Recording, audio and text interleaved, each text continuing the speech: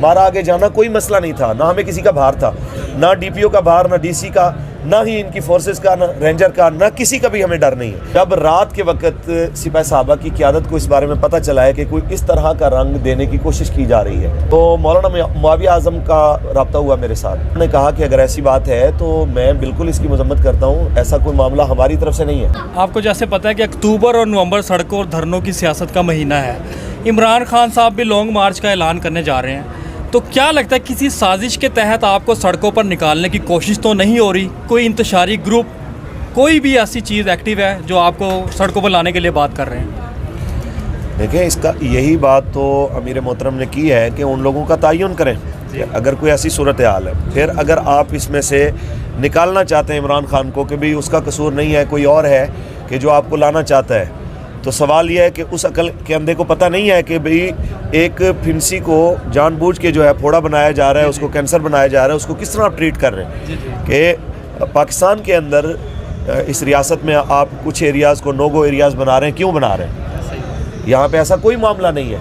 और सबसे बड़ा इल्ज़ाम जो यहाँ पे पेश किया जाता है कि ये कोई मसलकी फसाद होने का खदशा था, ये कोई ऐसा मामला था, तो मैं फिरकावारी। जी अलामा साहब, एबटाबाद के अंदर कुछ ऐसे सहाफ़ी हैं जिन्होंने इसके ऊपर एक पूरे व्लॉग्स किए हैं कि इसके अंदर केपीके की हुकूमत का कोई ताल्लुक नहीं है, ये जो मसलक है ना, ये मसलक की आपस में जंग है, और उन्होंने ये मामला किए हैं। जो केपीके की पुलिस है वहाँ, वो तो आटे में दाने के बराबर थी वहाँ पे। ये तो सारा काम ही आपसी मसलक की जंग की वजह से हुआ है। वो केपीके की पुलिस को साइड पे कर रहे हैं। इसके बारे में आप क्या कहेंगे? जो आप सबके सवाल का खुलासा उससे मैं यहीं से शुरू करता हूँ कि जनाब, ये मसलकी इसको रंग दिया जा रहा है कि ये मसलकी इख्तलाफ था और इस मामले में ये झगड़ा हुआ है।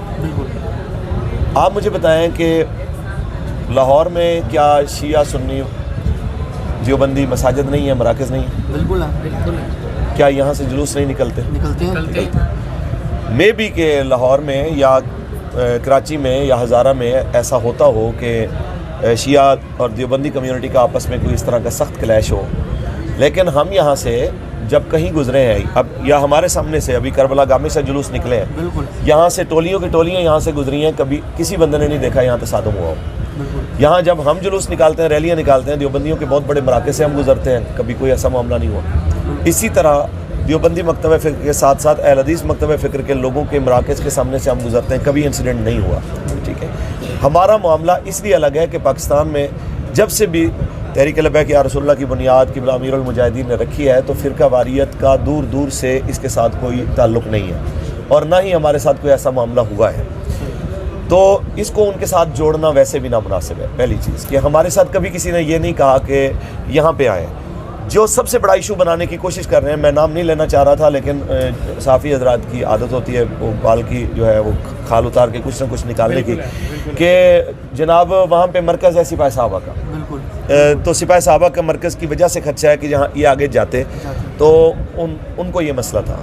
और ये क्लैश जो है बेसिकली ये लबैक का और सिपाही साहबा का क्लैश है। तो मैं आपको बताना चाहता हूँ कि ऐसी कोई सूरत हाल इसलिए नहीं है कि हमें तो पहले भी नहीं पता था कि भाई इस मामले में कोई आगे लड़ाई है। जब रात के वक्त सिपाही साहबा की क़यादत को इस बारे में पता चला है कि कोई इस तरह का रंग देने की कोशिश की जा रही है, तो मौलाना मुआविया आज़म का रब्ता हुआ मेरे साथ। तो उन्होंने कहा कि अगर ऐसी बात है तो मैं बिल्कुल इसकी मजम्मत करता हूँ, ऐसा कोई मामला हमारी तरफ से नहीं है। अभी थोड़ी देर में आपको मौलाना औरंगज़ेब फ़ारूकी कॉल करेंगे, फिर उनकी कॉल आई।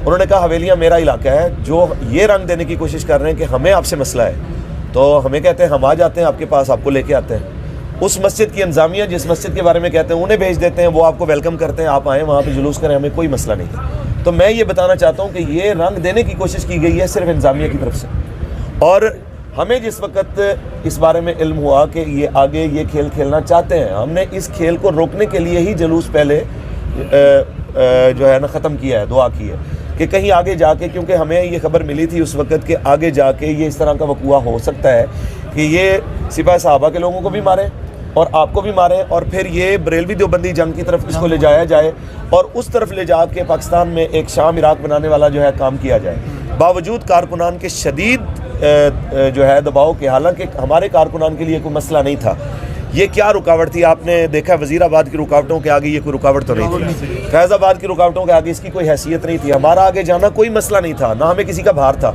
ना DPO का भार, ना DC का, ना ही इनकी फोर्सेस का, ना रेंजर का, ना किसी का भी हमें डर नहीं है। सिर्फ मसला ये है कि जिस वक्त इसको शाम इराक बनाने की कोशिश की गई तो हमने अपने मुल्क को बचाया, और अगली बात कि फ़िरका वारियत की जो है जंग, उससे पाकिस्तान को बचाया है कि कहीं फिर इन्होंने बाद में क्या कहना था, ये जो मौलवी है ना, ये देखें जनाब, ये पाकिस्तान में अमन नहीं होने देते, कि ये जितने भी लोग हैं पाकिस्तान की आवाम अब तमाम लिबरल जमातों से नक्को नक हो चुकी है। वो कहते हैं ये मुनाफिक लोग हैं, ये 5 साल एक बुरा होता है, 5 साल अगले जनाब वही अच्छा हो जाता है। तो इस लोटा करेसी की सियासत से बेहतर है एक बार इस्लाम आ जाए। तो इस्लाम की जो शक्ल है उसकी तरफ लोगों का माइल होना इनसे बर्दाश्त नहीं हो रहा था, इसलिए इनको आपस में मजहबी तबकात को लड़ा कर ये कोशिश की जा रही थी कि जनाब यहाँ पे खून खराबा हुआ, और फिर बाद में यही लोग कहें जनाब हम ना कहते थे कि ये लोग इस काबिल नहीं है कि इनको पाकिस्तान की मेन स्ट्रीम में नहीं आना चाहिए और इनको कलअदम किया जाए। तो इस इनकी साजिश को हमने नाकाम बनाया, और जब हम वापस आ रहे हैं तो फिर इनको इसी बात का गुस्सा कि हमारे 98% जाल में आए हुए लोग अचानक क्यों वापस जा रहे हैं। तो फिर उन्होंने पीछे से जो है ये हमला किया। हम कहते हैं कि उन लोगों को बिल्कुल कैफर किरदार तक पहुंचाना चाहिए कि जब आपका मसला उस पुल के पार था, ब्रिज के इधर आके बख्तरबंद गाड़ियों में बैठ के फायरिंग करने का क्या मतलब है? अब अगर वो कहते हैं वो कोई और थे तो उन लोगों को ढूंढने के जो आपकी वर्दियों में थे मलबूस और उन्होंने हमें आके मारा है, तो उनको ढूंढना आपकी जिम्मेदारी है। और रही बात कि एक साथी अभी कह रहे थे आपको किस चीज़ का गुस्सा है गवर्नमेंट के साथ, वो इस्टेब्लिशमेंट के ऊपर भी, तो हम ये कहते हैं कि उनको ये तो पता होता है कि जनाब आने वाले इंटरव्यू में क्या कहा जा रहा है, और उसको फ़ोन आ जाते हैं कि जनाब आपने ये बात करनी है और ये नहीं करनी।